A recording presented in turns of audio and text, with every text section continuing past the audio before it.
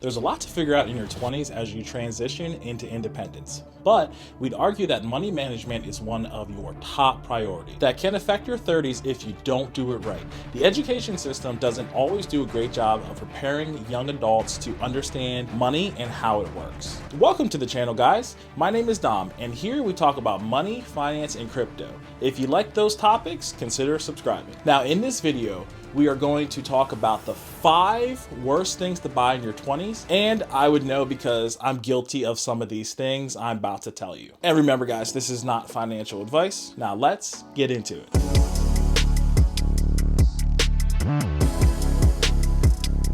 As the economy is headed into a recession, it's more important than ever to be financially aware at an early age. Now, don't stress too much. Your 20s are all about slip-ups and going back to the drawing board. But in this economy, let's avoid these 5 money mistakes if we can. Time is on your side when you're young, as a head start into savings and investing can result in massive financial gains down the road. Alrighty, number 1 is buying a new car. You finally got your first decent paying job. The first thing on your mind is to go out and buy that Tesla you've always dreamed about. Cruising with your friends down the highway, bumping the latest Drake album, and not a worry in sight until that car payment is due. Now, spending too much money or going into debt for a fancy car can be a waste of money. You're likely doing it to keep up with the Joneses, which is never a good idea.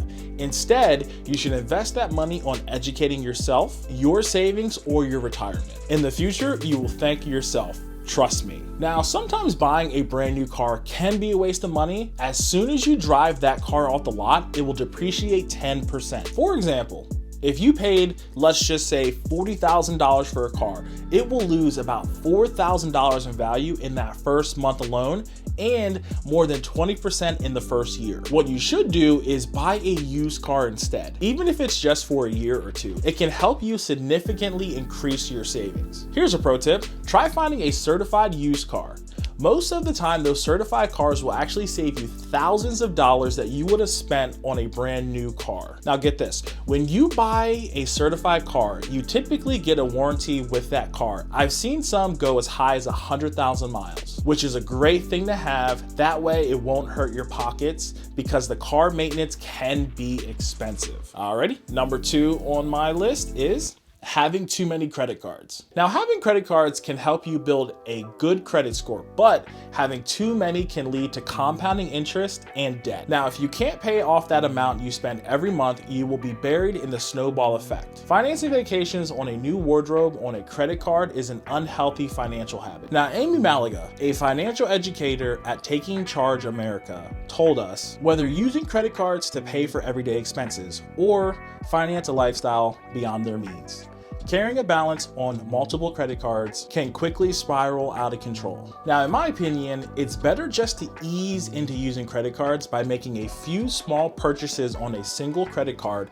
and paying off the balance full each month. Alrighty, number 3 on my list is buying food and drinks. Going out to eat or going out to the bar can add up quickly. Stopping at Starbucks or Chick-fil-A will start to burn a hole in your pocket. Now, don't get me wrong. It's fun to go out with friends for dinner and to grab a drink, but it can be costly. Instead, what you could do is you could just make your coffee at home. Now get this, right? I used to go to Starbucks every day and spend roughly $5 to $10. Now that's easily $200 to $300 a month just in coffee. I slowly started to realize how much money I was spending on a weekly basis. So what I did was I decided to buy my own coffee machine and to make my coffee at home. And to be honest with you, that has saved me a good amount of money each month. Don't even get me started on Chick-fil-A. Let's just move on. Okay, and number 4 on my list is buying designer clothes. First, I'm not saying that you should only go out and buy the cheapest clothes possible. I totally get that buying more expensive clothes will last you a lot longer than your cheaper clothes. And don't get me wrong, I don't mind spending good money on a pair of running shoes, a great pair of jeans, or a fitted suit. That's all cool, and I respect people who take pride in their appearance, but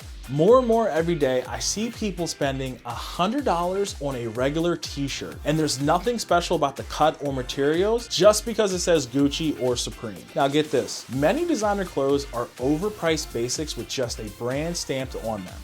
I've even seen some Supreme hoodies go for north of $200, which is just insane. There are regular clothes out there for a lot less, guys. Don't waste your money. Number 5 and last on my list is renting a fancy apartment. Renting an apartment in your 20s might be the best decision to make.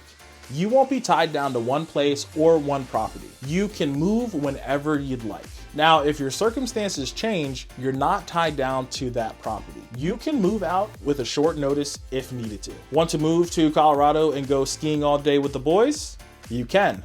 Or do you want to move to the beach and go surfing all day? Well, you can as well. Now, when you rent an apartment, you don't have to go through the hassle of trying to put your house up for sale and actually sell it. But what I see all the time is people renting out an apartment in the fanciest part of town, in the fanciest building in town, and they go for the top floor just for the views. Don't get me wrong, I understand if you want a nice place, I totally get it. But if you can't afford that really nice place, just don't do it. A lot of times you could actually find a hidden gem right down the street that can save you hundreds of dollars a month, which with those hundreds of dollars a month, you can always go out and invest it. Now, if you want to learn how to make $300 a day, check out this video right here and it'll tell you everything you need to know. Alrighty guys, that wraps up this video today. Thank you for watching. Be sure to slap that like button and also subscribe if you haven't already, and I will catch you in the next video. Peace.